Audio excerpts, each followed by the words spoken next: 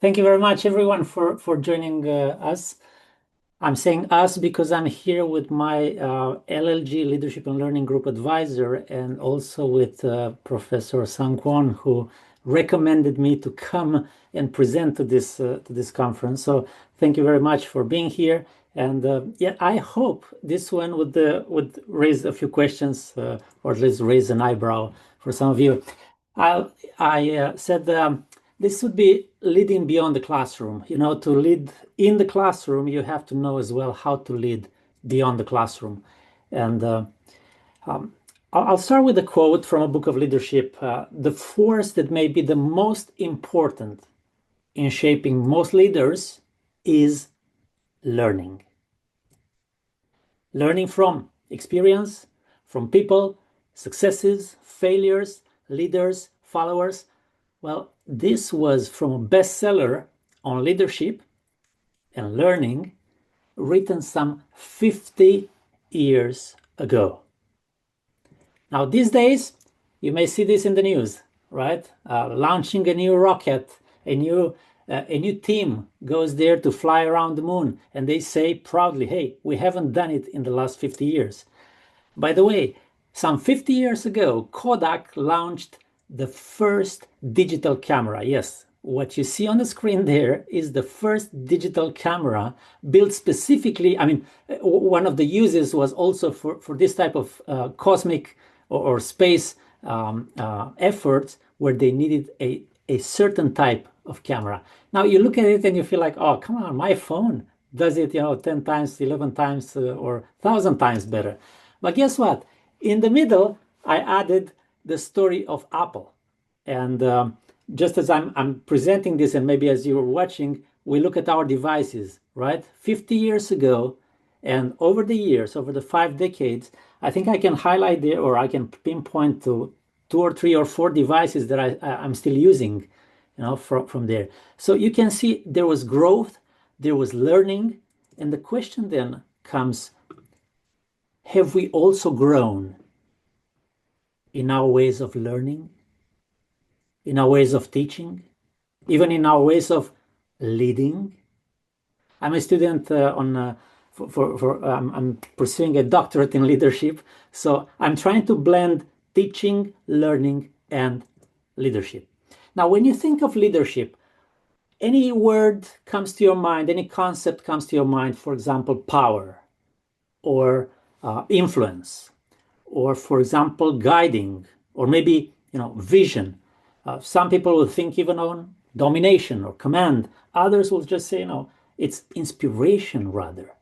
So if you were just to take a note now and fill in this leadership definition, what would you add there? For me, leadership is, and then fill in the blanks. Maybe a word. For me, for example, would be being led by the Spirit. For others, like a specific president, would be everything is transactional, right? So you have a deal, you agree, and that is leadership. For others, would mean no weapons, no powers of economic powers or military powers, would be just influence. Let me help you with something here. By the dawn of the new millennium, the study of leadership had reached a saturation point. What do we mean by this? Researchers had identified, listen, 66 distinct types of leadership. 66. And even more, offered over 1,500 different definitions of what leadership is. So if I add our definitions tonight, they are just a drop in an ocean of leadership definitions. So let me then take you to a book that somehow combines these two, the idea of learning and teaching, and then the idea of leadership. A best-selling book, Dare to Lead, by Brené Brown, contrasted 2 findings. Her research was based on, or they looked for, what influenced shame and what influenced self-worth within educational contexts. Now, we are at a teaching and learning conference, so I guess you'll be interested in this. And in their original research on shame, 85% of people, and that may be as well, 85 of ours here, 85% of us here, 85% of people we interviewed could recall a school incident from their childhood that was so shaming, it changed how they thought of themselves as learners. I think that's a huge figure, right? Well, contrasting, the same data show that more than 90% of people, well, 90 is better than 85, right? More than 90% of people we interviewed could name a teacher, a coach, school administrator, faculty member who reinforced their self-worth and helped them believe in themselves and their ability. So then Brenner says, what do these seemingly competing findings tell us? Well, school leaders have enormous power and influence. You see some keywords here. And how they use that power and influence changes people, for better or worse. So then, once again, have we grown as well, not only in the way we teach, not only in the way we learn, but also in the way we lead and the way we blend all this? I mean, what if that bad leader that shamed a kid or a young student, what if that bad leader was you? But what if, on the other hand, what if that redeemed learner was you?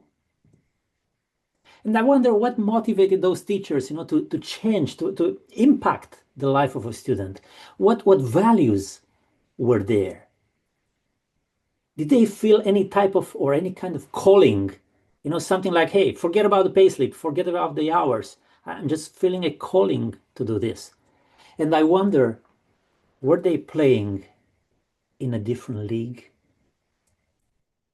So let me introduce to you spiritual leadership. Yes, it's one of those 66 models of leadership, but we also believe that it's like a foundation. It's something that impermeates everything we do. So what is this?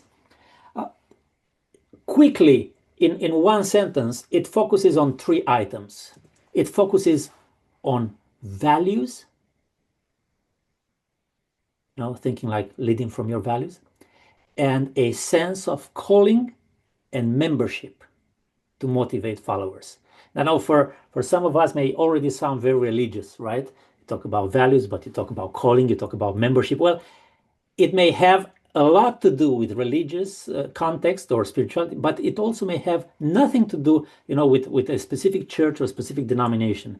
Values, calling, and membership. Let me illustrate it with a real scenario. You know what that is, right? I don't know if you play it or not, but let's imagine, Amanda, Samantha, if you won the lottery. If you won the lottery, would you quit your job? Thank you for saying no. Thank you for saying no. It's amazing. Thank you very much. And guess what? They did this survey. Yes, it was in America, and you can find it in different versions. But 50% said right away, yes, I'll quit. Like have my notice right away. 50%. 20% said probably, and you can imagine some other nuances, between those. But guess what? 10% were Amanda and Samantha and other guys playing in the same league. They said no. Even if I win the lottery, I would not quit my job. Well, we may ask them why. Well, most probably because they feel something else there. A calling, some values. They are not, led by only by the payslip or by some other thing. So what if we say, hey, I'm not quitting, but would you still what you do only now 10 times better? Now you have 5 million bucks. Well, you'll say, I'm still doing this, but I'll do it much better. Or will you sponsor then some poor kids or students to go to university,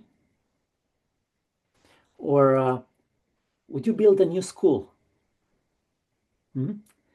Or if you're an educator, a principal, or what, would you establish even a, your dream education program? And of course, here you can add your own. What would you do if you won the lottery? That will tell something about your values, about your calling, about a league in which you play, in which you feel like, hey, I'm a member here. So allow me to present two conceptual frameworks. They come from the two principal authors who defined spiritual leadership. And by the way, this is not very, very old. It's not 50 years old. It emerged in maybe the last 20 something years. So the first one comes from Gilbert Fairholm. He says, the heart or spirit of leadership has to do with what an individual believe, what individual leaders, let me say it this way, believe, value, dream, what they are focused on and committed to at an intimate level. It is about the leader's personal and institutional vision for the team and what each follower's place in it is. Well, then the leader's role in focusing team energy and commitment is, listen, more critical to group success than managerial control. I think it sounds beautiful. And then from Louis Fry, he says, we define spiritual leadership as comprising the values, attributes, and behaviors that are necessary to intrinsically motivate oneself and others so that they have a sense of spiritual survival through calling and membership. Well, what would that be? Well, he continues, this entails creating a vision wherein organization members experience a sense of calling, in that their life has a meaning and makes a difference. You're there in your office, you're there in your classroom, you're there in your whatever context. You are there to make a difference. And if you miss tomorrow, some people will say, hey, where is he or she? We are missing her values or her attitudes or her behaviors. Moving on, it means also establishing a culture, social, organizational culture based on altruistic love, whereby leaders and followers have genuine care, concern, and appreciation for both self and others, thereby producing a sense of membership and being understood and appreciated. In other words, you're not just that peculiar girl, that odd colleague, that strange guy who maybe or not a Seventh-day Adventist or whatever. You're not only that, but you feel like, hey, these guys understand my values, my behaviors. I feel understood. I feel appreciated. We are all part of a different league. We play from different values, from following different principles here. Back to our figures, remember the 85%? Values, attributes, behaviors. Well, you can kill a kid, you can kill a student, just shaming. But what about the 90%? And I wonder here, maybe those guys who became the 90%, maybe they were in the 85 in their youth, in their childhood, in their student years. And then they said, we want to turn this around. We want to make it better. We want to improve the life and the experience and the growth of our students to have a better something. So let me go towards the end now with an extract from a sermon I know you know Martin Luther King, as activist, but you know also that he was a pastor. So also some 50 years ago, he preached this sermon called the drum major instinct. I don't know if you know what drum major means, but whenever you see a parade, there are some drums leading, hitting the pace and leading. And it's so important to be the first drummer or the second drummer, to lead the parade and not to be at the tail, at the end of the queue there. And everybody fights to be the first. So the sermon was against, or, like a rebuking this instinct of, hey, I want to be the first. I want to be, the one who judges everything, who grades everything, who knows and all the answers. And so the drum major instinct. And he said, you don't have to have a college degree to serve. You don't have to make your subject and your verb agree to serve. You don't have to know about Plato and Aristotle to serve. You don't have to know Einstein's theory of relativity to serve. You don't have to know the second law of thermodynamics in physics to serve. What you need is a heart full of grace, a soul generated by love, and you can be that servant. Now, of course, you may ask, does it work? I mean, it sounds beautiful, right? Servant leadership, spiritual leadership, lead from your values, lead from your moral power. But does it really work? One of the participants here is adjunct professor of leadership, Christiane Thijs. She's my advisor in my leadership and learning group. And together we have a project. And we are focusing exactly on these things. With her, we presented to Albanian teachers, teachers from Albania. Last year, we presented a series of 5 presentations on spiritual leadership. Exactly this type of ideas. Now, imagine not 20 minutes, but imagine it, in five presentations. And then this year, we've just returned from an in-person meeting with them, highlighting the same things, calling, membership, values. I want to share with you feedback from 3 of these teachers. They are not Adventists. They are not even Christians, maybe. We don't know. We have not inquired about this. We presented spiritual leadership not related or hooked to a specific denomination, but we said values, serving your kids, trying to influence them for to become people, to become humans, to become actors and agents in society. So see here, Lindita, she's an Albanian teacher, and she said, these sessions offered me a renewed perspective, helping me to understand that leadership isn't confined to teaching alone, but extends to every aspect of the community in which I serve. Ladies and gentlemen, not many people nowadays use the word serve. She must have had it from our presentations, from sharing this type of content. And she says, hey, not teaching alone, but influencing in every aspect of the community in which I serve.